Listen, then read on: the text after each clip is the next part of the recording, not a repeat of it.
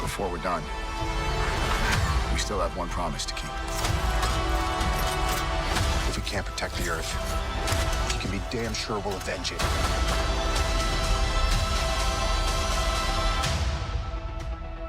Whatever it takes. On sort de la projection très attendue d'Avengers Endgame. On s'attendait à un truc épique, forcément, la fin de 10 ans, une vraie conclusion pour ce qui maintenant s'appelle The Infinity Saga. Et au bout de 15 minutes de film, tu comprends que tu vas voir la comédie la plus chère de l'histoire du cinéma pendant 2 heures. C'est assez surprenant étant donné le principe de faire un grand truc épique et finalement de, comme toujours chez Marvel, constamment tourner vers l'humour. Et en fait, ça marche parce que les gars, ils vont tellement loin. Il y a du Fortnite, il y a des dabs, enfin ça part dans tous les sens et au bout d'un moment tu te laisses un peu avoir parce qu'en fait les acteurs s'amusent réellement et si tu venais voir du gros final épique, il arrive à la toute fin et pour le coup je trouve qu'il est beaucoup plus impressionnant entre guillemets, plus généreux qu'Infinity War sur l'aspect, c'est vraiment un univers tout entier donc c'est bien les enjeux.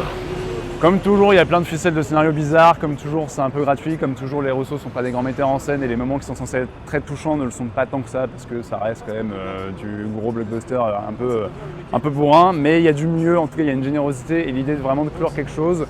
Donc pour moi, comme pour une personne comme moi qui en a un peu marre, je ne vais pas passer un mauvais moment, je ne le reverrai pas, c'est pas non plus le truc le plus délirant que j'ai vu, loin s'en faut, on sent toujours les influences etc. mais c'est pas désagréable. Alors moi en fait, pour la petite histoire, ça fait quand même quelques années que j'ai plus ou moins abandonné Marvel, dans le sens où je vais voir les films sans grand intérêt, je sais globalement ce qui va se passer et là c'est la même chose, je m'étais fait plus ou moins l'idée de voir un film que finalement je n'ai pas vu, donc j'ai été assez agréablement surpris.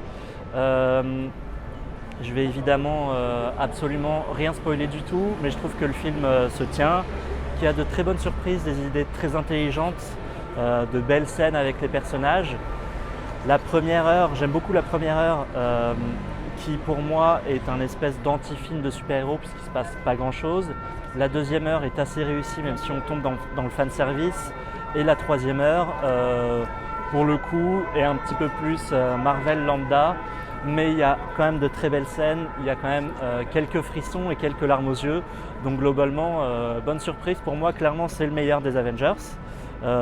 Et ça se place dans le haut du panier de Marvel, donc je pense vraiment que les fans vont surkiffer. 11 ans de film qui amène à une conclusion de 3 heures. Alors forcément, il y a des qualités et des défauts. Moi, j'ai un peu l'impression d'avoir vu 2 films en un. Il y a forcément des choses auxquelles j'ai pas adhéré, il y a forcément des choses que j'ai vraiment kiffé, mais je trouve le film très satisfaisant. C'est satisfaisant le premier mot qui me vient à l'esprit. J'ai pas pleuré, je suis pas tombé en morceaux, mais il y a vraiment des trucs que j'ai kiffé. Comme le dit Alexandre, la première heure est vraiment très réussie, où le film mise sur l'humain, prend son temps, revient sur les personnages, parce qu'il faut dire que finalement au bout de 11 ans de film, ce que nous on a kiffé c'est les personnages et pas forcément les histoires. Et ça fonctionne. La deuxième partie qui revisite le passé, et moi j'ai pas accroché à tout, voilà, tout c'est un peu inégal. Et puis arrive le fameux grand final où tout le monde se met sur la gueule, et là c'est le moment où vous allez commencer à kiffer, parce qu'il y a vraiment quelques plans fantastiques, il y a quelques idées très bonnes, c'est vraiment de la double page de comics qui explose à l'écran. C'était ça qu'on n'a pas eu dans Infinity War, qu'on voulait avoir dans Infinity War et qui n'est jamais arrivé. Et puis là, finalement, on a cette conclusion qui tire un peu en longueur. Voilà, il y a toujours des petites choses qui ne vont pas dans tous les sens. Mais moi, j'ai passé un bon moment, et vu par toutes les étapes par lesquelles on est passé pendant 11 ans, je trouve ça vraiment réussi. Whatever it takes.